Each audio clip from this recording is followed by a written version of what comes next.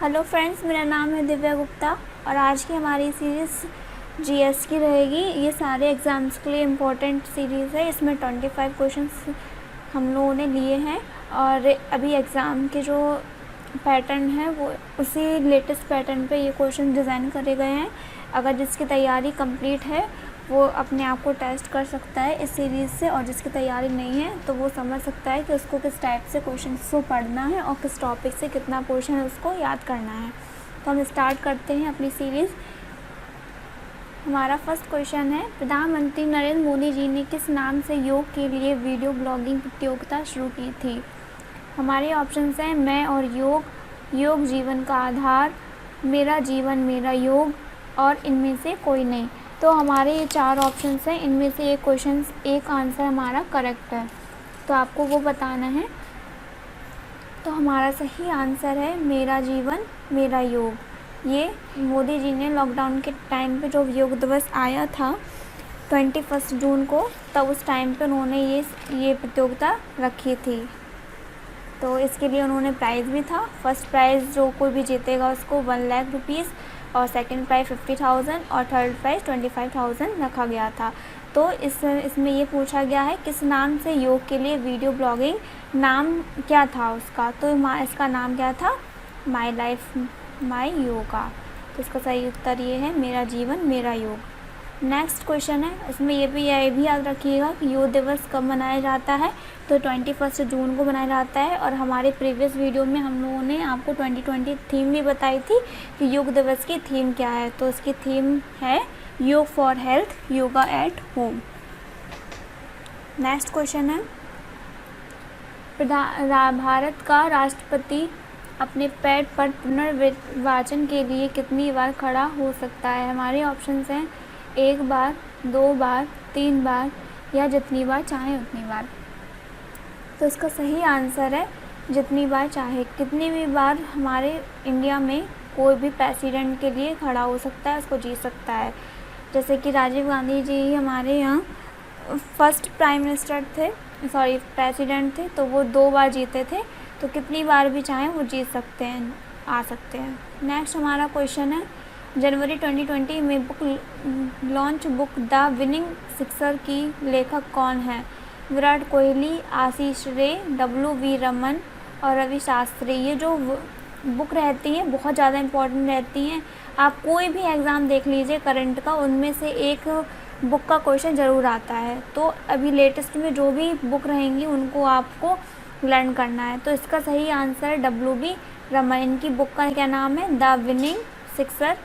और ये देखिए इनका ये बुक का कवर पेज भी है, आप इसको याद रखिएगा। और इसके लेखक कौन है? W.V. रमन। इसमें सही आंसर हो जाएगा option C, W.V. Raman. Next हमारा क्वेश्चन है, चीनी यात्री हेन सांग, ये बहुत इंपॉर्टेंट क्वेश्चन है, किसके शासनकाल में भारत आया? हमारे ऑप्शन हैं हर्षवर्धन, चंद्रगुप्त प्रथम, चंद्रगुप्त द्वितीय, कुमारगुप्त।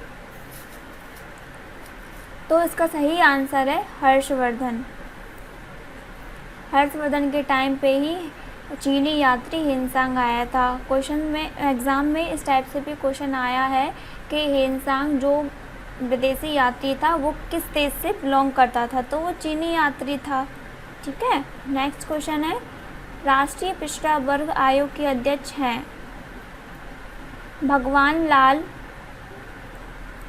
साहनी, गुलजारी लाल नंदा, अमिताभ घोष, स्वर्णिमा सिंह। तो पिछड़ा वर्ग आयोग के अध्यक्ष है भगवान लाल साहनी।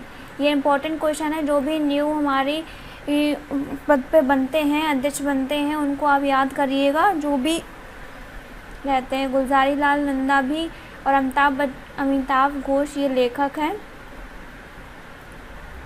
पोटेशियम क्लोरेट का रासायनिक सूत्र है KClO3, KMgCO3, NaCl, KMnO4। NaCl तो देख के ही आप उसको हटा देंगे क्योंकि ये तो नमक का ही होता है, तो ये ऑप्शन तो मेरा हो ही नहीं सकता है। और देखिए पोटेशियम का साइन क्या होता है? K होता है, तो Mg वाला भी हट गया और K और Mn क्लोरेट लगा है तो क्लोरीन रहेगा, तो हमारा ये 4th ऑप्शन भी हट जाएगा। लेकिन इसका सही आंसर होगा ऑप्शन A। तो आप एलिमिनेशन का भी प्रयोग कर सकते अपने आंसर सही कर सकते हैं। हमारे अगला क्वेश्चन है, वर्तमान में उड़ीसा के राज्यपाल कौन है। हम लोग लगातार ये क्वेश्चन अपनी सीरीज़ में रखेंगे। आपको सारे स्टेट के स्टेट वाइज टिप्स पे लर्न होने चाहिए, सीएम और गवर्नर, ठीक है। हमारे ऑप्शन है जगदीप धनखड़, रमेश बैस, विश्वभूषण हरिचंदन, गणेशी लाल। तो इसका सही आंसर तो अभी इस क्वेश्चन में क्या है हमारा, ये रहा ऑप्शन डी, गणेशी लाल। और भी ऑप्शन जो बने हुए हैं इनको देखिए आप। जगदीप धनखड़ ये कहाँ के राज्यपाल हैं, ये पश्चिम बंगाल के हैं। रमेश बैस कहाँ के हैं, त्रिपुरा के हैं। और विश्वभूषण हरिश्चंदन कहाँ के, आंध्र प्रदेश के हैं। और गणेशी लाल तो उड़ीसा के हो गए, तो उड़ीसा की ये राज्यपाल है। और सीएम कौन है, नवीन पटनायक। तो इसका सही आंसर अभी इसमें क्या है, ऑप्शन डी। तो आपने ये 4 नाम उनको याद रखने हैं। ये पश्चिम बंगाल के हैं, ये त्रिपुरा के हैं, ये आंध्र प्रदेश के हैं और ये उड़ीसा के हैं, ऑप्शन डी, ठीक। नेक्स्ट क्वेश्चन, पृथ्वी अपनी धुरी पर घूमती है। हमारे ऑप्शंस हैं किस दिशा में घूमती है, इसमें ये पूछा है। उत्तर से दक्षिण, पूरब से पश्चिम, दक्षिण से उत्तर, पश्चिम से पूर्व। तो ये आंसर सिंपल है, सभी को इसका आंसर पता होगा, ऑप्शन डी इसका सही आंसर है। पूरब से पश्चिम न लगा देना, ये बिल्कुल गलत है, इसका आंसर पश्चिम से पूर्व है। नेक्स्ट, हाल ही में समुद्र सेतु अभियान किसके द्वारा चलाया गया। हमारे ऑप्शंस हैं भारतीय नौसेना, भारतीय वायुसेना, भारतीय थल सेना, ये सभी। और हमने लास्ट वीडियो में एक अपना अभियान देखा था, ऑपरेशन वनीला, है ना, वो किसके लिए था, वो भी इंडियन नेवी ने चलाया था। और किस लिए चलाया था, मेडागास्कर में जो लोग फंसे थे उनको बाहर निकालने के लिए। और समुद्र सेतु अभियान ये नया क्वेश्चन है, इन सब अभियान को आपको लर्न करना है। लॉकडाउन के टाइम ये अभियान चले हुए थे और लास्ट 6 मंथ्स का करंट अफेयर्स के क्वेश्चंस भी हैं ये। भारतीय नौसेना, इसका सही आंसर क्या है यहाँ पे, भारतीय नौसेना। इन्होंने क्या करा था कि जो भी हमारे जो 3 हमारे जो देश हैं, जैसे कि मालदीव हुआ, ईरान हुआ, श्रीलंका हुआ, वहाँ पे जो हमारे इंडियन लोग थे फंसे हुए थे, जो वहाँ बाहर जॉब पे थे, उनको इंडिया वापस लाने का काम इस ऑपरेशन के तहत पे किया गया था। तो ये ऑपरेशन किसके द्वारा चलाया गया था, इंडियन नेवी के द्वारा, भारतीय नौसेना। नेक्स्ट क्वेश्चन है, निम्न में से किसने कहा था अर्थशास्त्र धन का विज्ञान है। हमारे ऑप्शन है रॉबिन्सन, जी एल मिल, एडम स्मिथ, कीन्स। तो इसका सही आंसर है एडम स्मिथ, ये रहा हमारा आंसर, एडम स्मिथ। और इनको मॉडर्न इकोनॉमिक्स का फादर भी कहा जाता है, किसको, एडम स्मिथ को। बहुत इंपॉर्टेंट क्वेश्चन है ये, बहुत इंपॉर्टेंट नाम भी है, ये कई एग्जाम्स में पूछा भी गया है।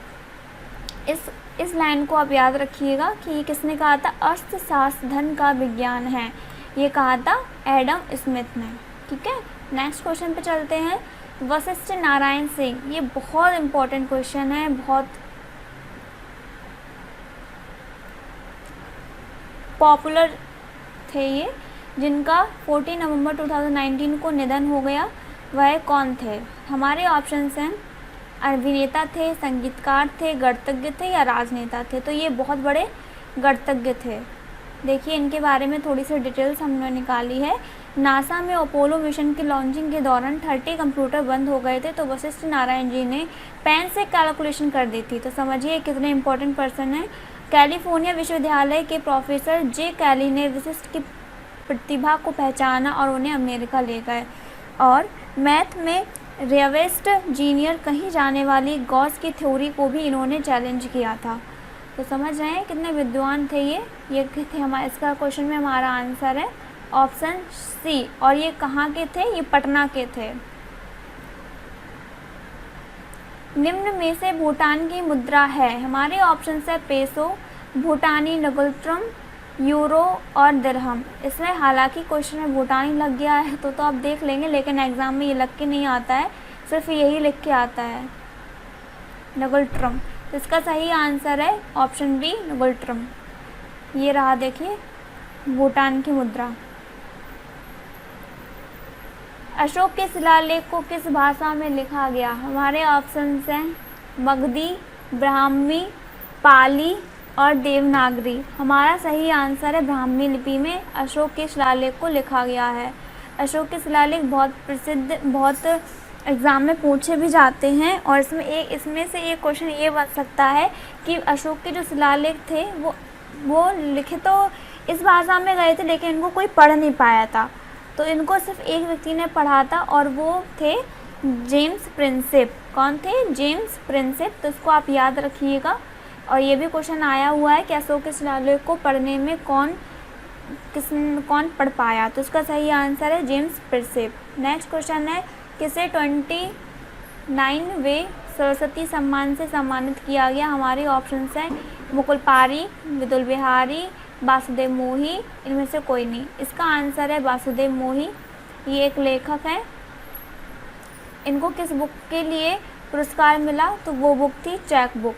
इसके लिए इन्हें सरस्वती सम्मान 2020 सम्मानित भी किया गया है। ये इम्पॉर्टेंट पर्सन है हमारा। इसका आंसर हो जाएगा ऑप्शन सी, वासुदेव मोही। ये एग्ज़ाम में आया हुआ है और आ भी सकता है। क्वेश्चन आगे, डांडिया किस राज्य का लोकप्रिय नृत्य है? हमारे ऑप्शंस हैं महाराष्ट्र, गुजरात, मध्य प्रदेश और राजस्थान। इसका आंसर ऑलमोस्ट सभी लोगों को पता होगा, गुजरात। डांडिया किस राज्य का लोक नृत्य है? गुजरात का। नेक्स्ट क्वेश्चन है, वैश्विक ऊर्जा संक्रमण सूचकांक में भारत को कौन सा स्थान प्राप्त हुआ है? हमारे ऑप्शंस हैं 76, 74, 78 और 64। हमारा सही आंसर है 74। ये इंडेक्स बहुत इंपॉर्टेंट होते हैं एग्ज़ाम में, कई बार इनसे क्वेश्चन पूछा जा सकता है। इसमें पूछा है ऊर्जा संक्रमण सूचकांक में भारत को कौन सा स्थान प्राप्त हुआ है। हम लोग इसकी भी एक वीडियो लेकर आएंगे, जिसमें आपको सारे 2020 इंडेक्सेस जो रहेंगे उनको लेके आएंगे। जो भी इम्पोर्टेंट है, जो एग्ज़ाम में पूछने के 100% चांसेस रहेंगे, वो आपको लर्न करना है। मैं इसी वीक आपको इसकी आपको वीडियो दूंगी। नेक्स्ट क्वेश्चन है, उत्तरी गोलार्ध क्षेत्र में वर्ष का सबसे लंबा दिन कौन सा होता है? 20 मई, 21 जून, 20 जुलाई और 21 मई। तो सभी को पता होगा इसका आंसर 21 जून। सबसे लंबा दिन कौन सा रहता है? 21 जून। ये रहा सबसे लंबा उत्तरी गोलार्ध। ये रहा उत्तरी गोलार्ध इस वाले पे। नेक्स्ट, सुएज नहर किसको जोड़ती है? भूमध्य सागर को लाल सागर से, भूमध्य को उत्तरी सागर से, बाल्टिक सागर को कैस्पियन सागर से और लाल सागर को कैस्पियन सागर से। तो इसका आंसर क्या होगा?